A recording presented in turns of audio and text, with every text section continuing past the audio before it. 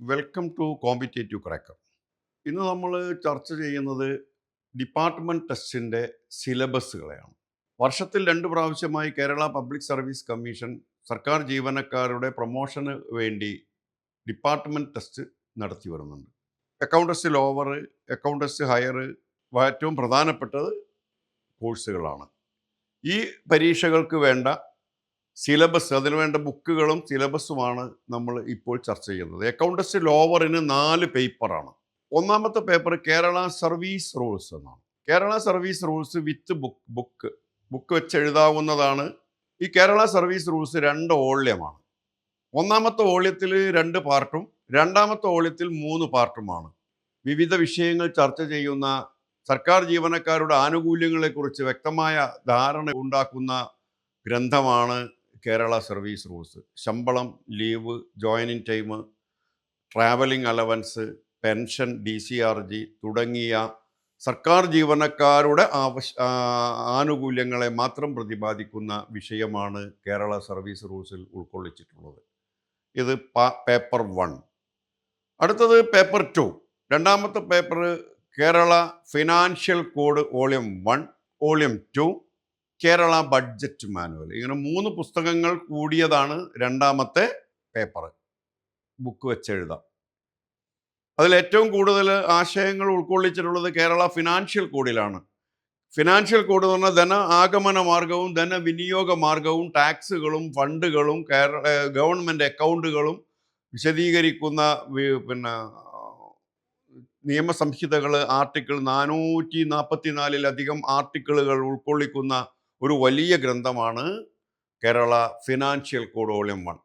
Contingent ചെലവുകളെക്കുറിച്ചും മറ്റൊരു സംഗതികളും ഫിനാൻഷ്യൽ കോഡുമായി ബന്ധപ്പെട്ട് ഉപയോഗിക്കേണ്ട ഫോമുകളും കേരള ഫിനാൻഷ്യൽ കോഡ് വോള്യം 2-വിലും ഉൾക്കൊള്ളിച്ചിട്ടുണ്ട്. പിന്നെ സർക്കാരിൻ്റെ അക്കൗണ്ട്സിലേക്ക് ധനാഗമനം എങ്ങനെ, ധനവിനിയോഗം എങ്ങനെ എന്നുള്ളത് ഫിനാൻഷ്യൽ കോഡിൽ പറയുന്ന ഈ ധനത്തെക്കുറിച്ചുള്ള ഒരു ബഡ്ജറ്റിങ് നമ്മുടെ ഫൈനാൻസ് മിനിസ്റ്റർ നിയമസഭയിൽ അവതരിപ്പിക്കുന്ന ബഡ്ജറ്റ് ഉണ്ടല്ലോ, ആ ബഡ്ജറ്റിൻ്റെ കാര്യങ്ങളും അതിൻ്റെ passing of the budget, performance of the budget, execution of the budget, review of the budget എന്ന് പറയുന്ന 4 ബഡ്ജറ്റിൻ്റെ സ്റ്റേജുകളെ വിശദീകരിക്കുന്ന ബഡ്ജറ്റ് മാനുവൽ എന്ന് പറഞ്ഞ ഒരു ബുക്കുമുണ്ട്. അതിൽ ഏതാനും അപ്പൻഡിക്സുകളും ഉണ്ട്. ഈ 3 ബുക്കുകൾ ചേർന്ന മൂന്നാമത്തെ paper introduction to Indian audit and accounts എന്ന ഒരു പുസ്തകം വിത്തൗട്ട് ബുക്കും, അതോട് ചേർന്നുകൊണ്ട് കേരള അക്കൗണ്ട് കോഡ് വോള്യം 1 എന്നുള്ളത് വിത്ത് ബുക്കും. അങ്ങനെ മൂന്നാമത്തെ പേപ്പർ. അതിൽ ഓഡിറ്റ് എന്ന് പറയുന്നത് ഓഡിറ്റ് ഡിപ്പാർട്ട്മെന്റ് തന്നെ. കാരണം controller and auditor general of ഇന്ത്യയിലെ പരമോന്നത സ്ഥാനം വഹിക്കുന്ന ഇൻഡിപെൻഡന്റ് അതോറിറ്റിയാണ് ഈ ഓഡിറ്റുമായി ബന്ധപ്പെട്ട്. അവിടുത്തെ അദ്ദേഹത്തെ ആ തസ്തികയുടെ സബോർഡിനേറ്റ് തസ്തിക എന്നുള്ള ഓരോ സംസ്ഥാനങ്ങളിലും അക്കൗണ്ടന്റ് ജനറലുകളുണ്ട്. പിന്നെ അക്കൗണ്ട്സ് ഡിപ്പാർട്ട്മെന്റും ഉണ്ട്. സർക്കാരിൻ്റെ കണക്കുകൾ എഴുതുകയും എഴുതി സൂക്ഷിക്കുകയും അത് ഓഡിറ്റ് ചെയ്യുകയും ചെയ്യുന്ന രീതികളെ പ്രതിപാദിക്കുന്ന account introduction to Indian audit and accounts എന്നുള്ള പുസ്തകവും, അക്കൗണ്ടുകൾ ഏത് തരത്തിലായിരിക്കണം, ഗവൺമെൻറ് അക്കൗണ്ടുകളും കമേഴ്ഷ്യൽ അക്കൗണ്ടും സിംഗിൾ എൻട്രി സിസ്റ്റവും ഡബിൾ എൻട്രി സിസ്റ്റവും ഒക്കെ ഉൾക്കൊള്ളിച്ചുകൊണ്ടുള്ള അക്കൗണ്ടിനെ പ്രതിനിധാനം ചെയ്യുന്ന അക്കൗണ്ട് കോഡ് വോള്യം 1. അങ്ങനെ 2 പുസ്തകങ്ങൾ, ഒന്ന് ബുക്കില്ലാതെയും ഒന്ന് ബുക്കോട് കൂടിയും എഴുതുന്ന മൂന്നാമത്തെ പേപ്പർ അക്കൗണ്ടൻസി ലോവറിൻ്റെ മൂന്നാമത്തെ പേപ്പർ. നാലാമത്തെ paper Kerala treasury code volume 1, Kerala treasury code volume 2, Kerala account code volume 2 എന്നിങ്ങനെ 3 പുസ്തകങ്ങൾ ഉൾക്കൊള്ളുന്നതാണ്. ഇതും ബുക്ക് വെച്ചെഴുതാവുന്നതാണ്.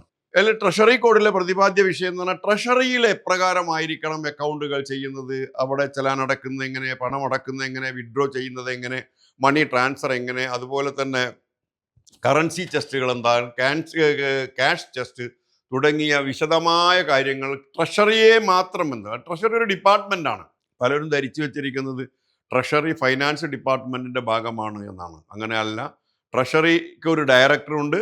ആ ട്രഷറി എന്ന് പറയുന്നത് ജില്ലാ ട്രഷറികളും സബ് ട്രഷറികളുമായിട്ട് സർക്കാരിൻ്റെ ധനവിനിയോഗങ്ങൾ നടത്തുന്ന ഒരു സംവിധാനമാണ്. ആ ട്രഷറി ഡിപ്പാർട്ട്മെൻറ്റിലെ ട്രഷറിയിലെ അക്കൗണ്ടുകളും അതിൻ്റെ പ്രവർത്തനങ്ങളെയും വിശദീകരിക്കുന്ന പുസ്തകമാണ് ട്രഷറി കോഡ് വോള്യം 1. അതിനോട് അറ്റാച്ച് ചെയ്തുകൊണ്ട് ട്രഷറി കോഡ് വോള്യം 2 ഉണ്ട്.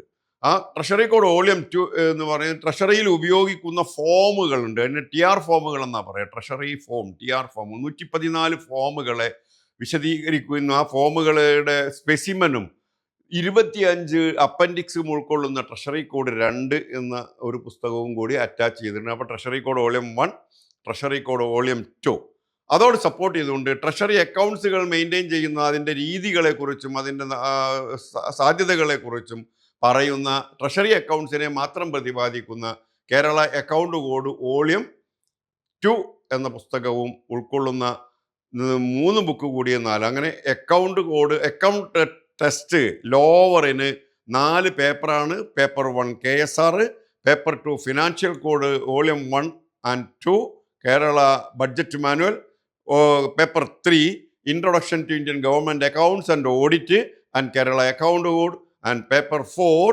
Kerala treasury code volume 1, volume 2 and Kerala account code volume 2 എന്നിവയാണ്.